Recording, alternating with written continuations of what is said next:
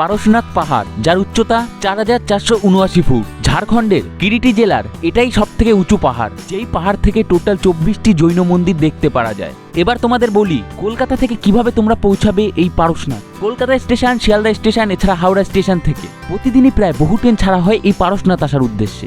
আমি এসেছিলাম কলকাতা থেকে জম্মুতাও এক্সপ্রেস করে, যেই ট্রেন প্রতিদিন সকাল 11:45 কলকাতা স্টেশন থেকে ছেড়ে সন্ধ্যা 5:41 পৌঁছে যায় পারশনাথ। পৌঁছাতে সময় লাগে 5 ঘন্টা 56 মিনিট। যদি তোমরা জেনারেলে যাও তাহলে মাত্র 110 টাকায় পৌঁছে যাবে পারশনাথ। এরপরই স্টেশনের বাইরে থেকে শেয়ার গাড়ি করে পৌঁছে যাবে মধুবন। মধুবন থেকেই ট্রেকিং শুরু করতে হয়। আমরা মধুবনে এক রাত কাটিয়ে পরের দিন সকালে ট্রেকিং শুরু করেছিলাম। ট্রেকিং পয়েন্ট থেকে পারশনাথ মন্দিরে পৌঁছাতে 5 থেকে 6 ঘন্টা মতন সময় লেগে যায়। চাইলে তোমরা বাইকেও পৌঁছাতে পারো। ওপরে পৌঁছেই দেখতে পারবে মেঘের খেলা, পাহাড়ের সৌন্দর্য।